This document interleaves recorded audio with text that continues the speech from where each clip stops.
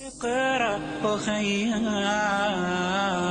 ورتل القرآن اصبح بصوتك اسمع الأكوان اقرأ كلام الله داوي نفوسنا لنحس في أعماقنا الإيمان من فؤاد.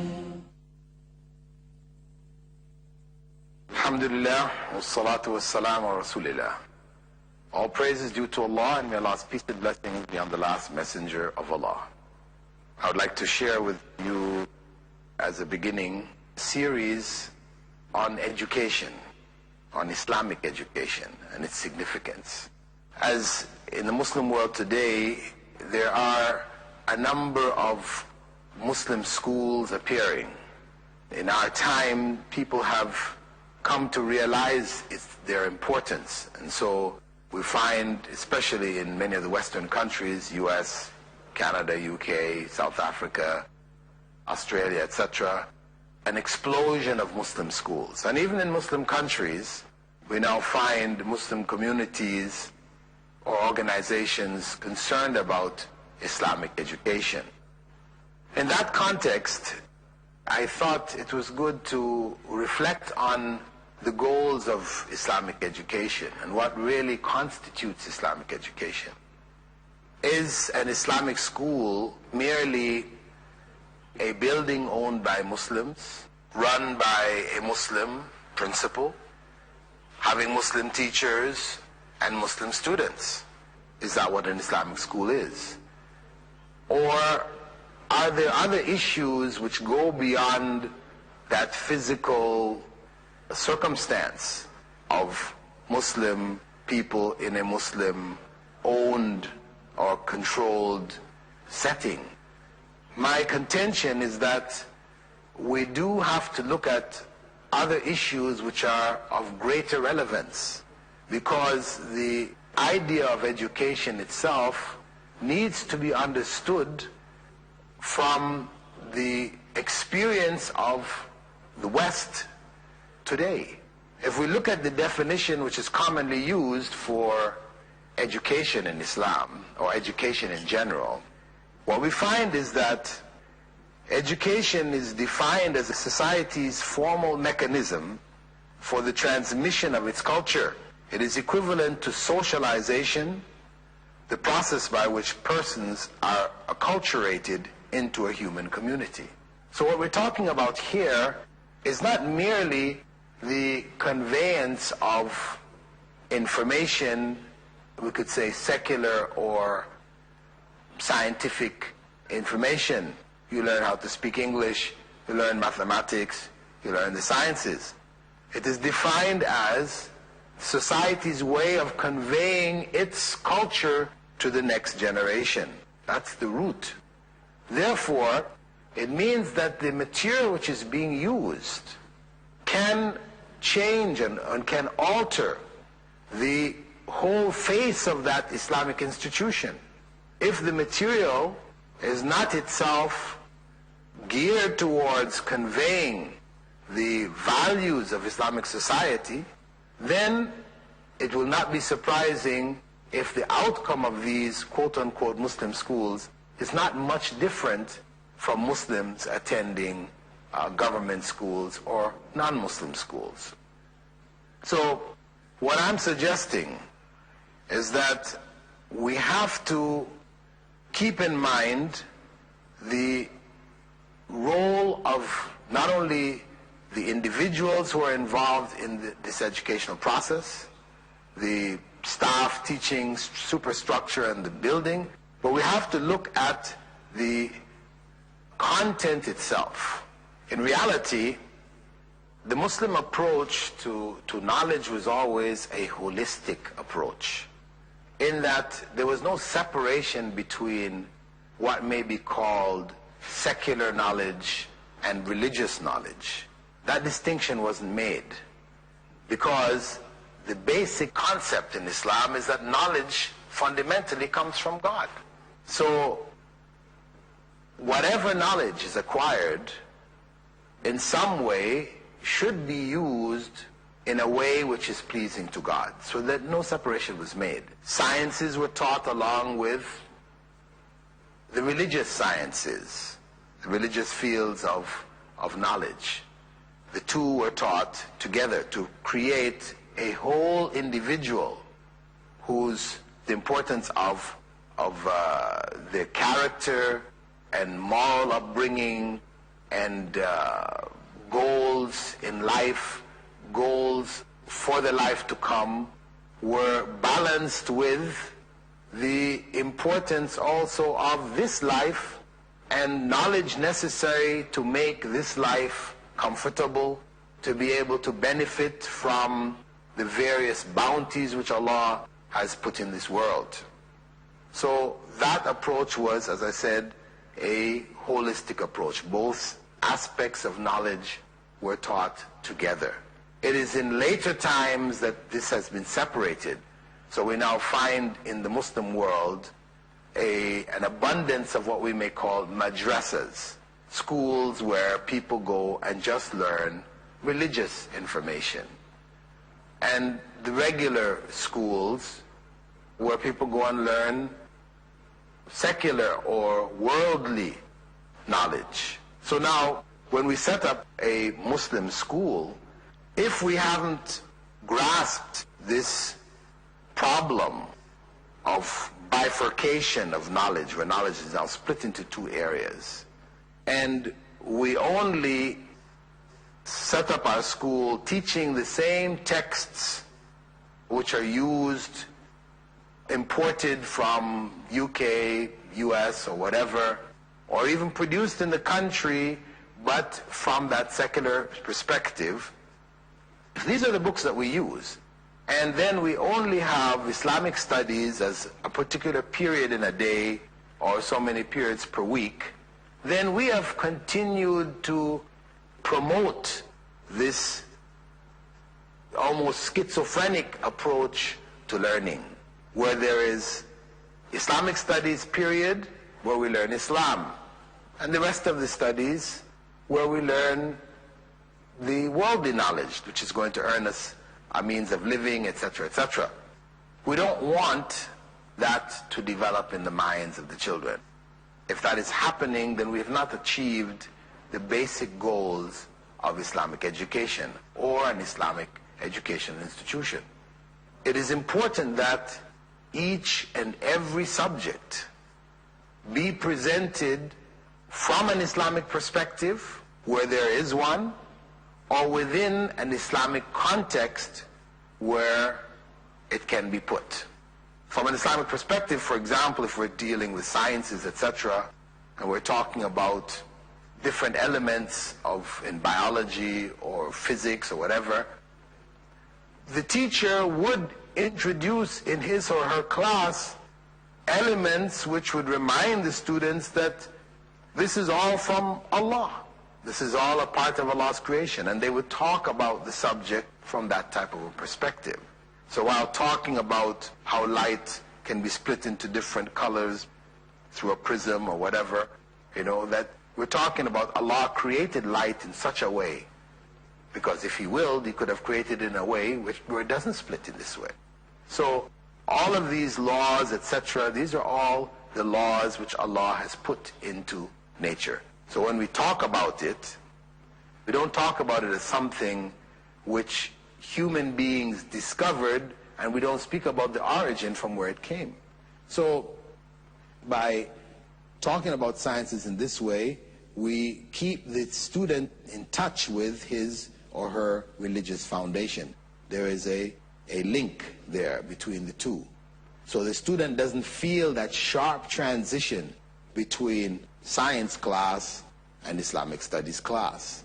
In both classes, Allah is mentioned, the greatness of Allah is spoken of, so that common factor exists. Some subjects one might say, well, what about English, or mathematics? English, for example, how do you teach English from an Islamic perspective? Well, the language is the language. We can't deny that the language is from a non-Muslim perspective, but where did language come from? Depending on the level of the knowledge of the students, if you're going to talk about the English language, I mean, you can bring the idea that language is a gift from God. So there's a place where that can be introduced. But at least when we're teaching children on a primary level, kindergarten, etc., at least the materials that we're using to teach English, for example, those materials should be presented within an Islamic context, meaning that books for kindergarten are mostly pictures. So what pictures, what images do you show the children? If you show them images that they can relate to, images of Muslim families in a world where there are non-Muslims also, but promoting Muslim values, the language can be taught while at the same time values can be taught.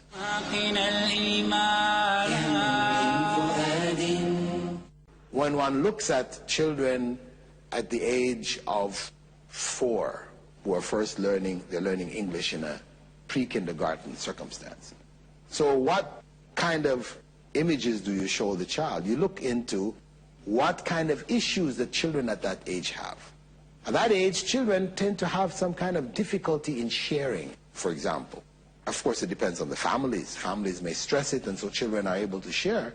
But the nature of the child is to want to hold things for himself or herself. They don't want to share it with others. So therefore, in your English class, when you're teaching those basic words for the early readers, the images that you put in the background are images which teach the child how to share and the value of sharing. So in that way, an Islamic value, the value of sharing, is taught. The images used of the children are Muslim children, so they can relate to it, where Islamic considerations are met. Books coming from the UK or from USA or Australia or wherever else, where they don't have the same considerations, where kids may be shown with, body parts exposed, or they may be shown, playing with dogs in a way we wouldn't in an Islamic society do. Not that Islam is against dogs, right? So you might even show in the book that you shouldn't harm even a dog, right? So the idea of throwing stones at a dog, chasing away dogs, viciously, really just trying to harm them, this is not a good thing. So you would teach them on one hand that this is not good, but on the other hand, you'd also teach them that the dog should not be made your best friend, in the sense that he's going to sleep with you, you're going to be kissing the dog, the types of things that you find in other societies and which end up in their literature, in the books, and in the images that are presented. So rather than the school spend a month before class begins with these books coming from Western sources where you have to tear out pages, white out things, you prepare your own texts which express Islamic values, which are user-friendly for the children. They feel and they can see themselves in them. So the content is the biggest challenge facing the Muslim world today. We have the structures now, and there are many more going up. We have teachers, principals, administrators. We have all of the extra or the superstructure, but the core of the Islamic school, which is the content which has to be conveyed, this is missing today. Unfortunately, Muslims have spoken about it over the years, books have been written on it, but it remains a theory. And this is the big challenge which we're faced with. So that the goals of education, which we said in the very beginning, to convey a society's values to the coming generation, that the students who come out of the system would be affected by these values. They would have been molded by these values, and they would come out as useful members of society, being able to contribute to promote the higher values or higher human values throughout the society itself. To understand the need today with regards to Islamic education, it is important to understand the position of Muslims with regards to the existing bodies of knowledge that are available in the world today. In the past, Muslims were the leaders in knowledge, in its acquisition and in its dissemination. That's the history. In Seville, in Spain, Andalusia, in Baghdad, these were centers of learning, where people from non-Muslim societies came and sat among Muslims and benefited. Today, we have the reverse. For the first time really in the history of the Muslim Ummah, Muslims are now leaving their lands and going to non-Muslim lands to acquire this knowledge, to gather this knowledge. Oftentimes they go and they stay there. But in any case, there are many who go, take it and bring it back. So we have a new situation. This body of knowledge which is available today is not in accordance with how the Muslim mind or the Muslim world would have presented it. So we have to now go back and analyze this knowledge before presenting it in our educational institutions. So, for example, when we come to look at knowledge, we have to first divide it into two basic categories. What we may call true knowledge and what we may call false knowledge. Because all of it is called knowledge as it is taught and presented in different sources. For example, one may ask, what do you mean by false knowledge? Well, evolution as it's presented currently, as being the explanation for our existence and how life came about, etc., we would consider this to be false knowledge. Though at the root of it, maybe the evidence which is used may be true, in terms of fossil bones and these kind of things, these are facts. So the facts of science in this regard, no one can deny. And its gathering, we can say, is a part of true knowledge. But how you read those facts may end up being false knowledge, because if those who are reading it are those who deny God's existence, then they are going to manipulate that information and present it in such a way. So we have to be able to make that distinction.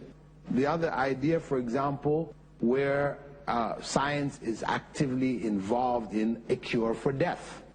Money, large amounts of money is spent trying to find a cure for death. But this is something we would say is false knowledge. As Muslims, we would not engage in this pursuit. It is a waste of time and energy, because Prophet Muhammad, may God's peace and blessings be upon him, already told us that Allah has revealed a cure for everything except death. So there is no cure. We know everybody is going to die. There's no way to stop the clock, the biological clock, and live forever. Also, what may be in some other fields we could consider to be false knowledge is the democratic ideal which is taught in some of the areas of sociology, etc., where decisions are made by the people. Right and wrong is decided by people, not by God. So again, what comes out of that, we will have to say from the Muslim perspective, is false knowledge. Because human beings, whenever they set up systems, create laws, etc., they usually do so with some bias. You set up a system, it's going to be in favor of yourself, or in your class, or your caste, or your family grouping, or your tribe, or whatever. This is the nature of human beings to do this. So when you talk about, democracy, where the majority rules, then the minority suffers if they belong to a different caste, class, family, tribe, etc. So certain things of that nature, we have to say, we look at it as false knowledge. And we have to put that aside and focus on what we may consider to be real knowledge. Then, when we look at that category of real knowledge, or true knowledge, we have to divide it, again, we subdivide it into useful knowledge and useless knowledge. Useful knowledge and useless knowledge. Again, somebody might raise the question, what do you mean by useless knowledge? Especially where people are taught to seek knowledge for the sake of knowledge. This is a common phrase and concept which is promoted in Western education institutions, or Western influence educational institutions. Knowledge for the sake of knowledge. Whereas the Islamic goal is knowledge for its usage, its benefit. Where there's benefit in it, then we seek it. Where there's no immediate benefit in it, then we leave it, focusing on the areas of clear-cut benefit. Now, the goals, as I said, of education, of knowledge, and the usage of knowledge from the Islamic perspective is one of benefit. The value of the knowledge is in its application, when it is applied. As the Prophet ﷺ had said, خَيْرُ النَّاسِ أَنْفَعُهُمْ لِلنَّاسِ. The best of people are those most beneficial to other people. And Ibn Mas'ud, one of the companions of the Prophet, may God's peace and blessing be upon him, had said that they used to learn 10 verses of the Quran at a time and did not proceed until the knowledge was gained and acted upon. He said, we used to learn knowledge and its application together. So the idea of knowledge for the sake of knowledge is foreign in the Muslim context. It is knowledge for its benefit. How it will benefit those students, how it will benefit the society. And of course, the whole process of education, acquiring knowledge and conveying it, has to be within the context of the fear of God. It is a faith-based system. So Islam and its teachings must represent the framework of any educational program. So to wrap things up, I'd just like to stress again that the process of education, one of conveying one's culture to the next generation, has to, from a Muslim perspective, for Muslim schools, reflect Muslim culture and its perspectives. With that thought, I'd like to wrap up this episode, thanking you for being with us and bidding you farewell. Assalamu alaikum wa rahmatullahi wa barakatuh. اقرأ أخيا ورتل القرآن اصدح بصوتك اسمع الأكوان اقرأ كلام الله داوي نفوسنا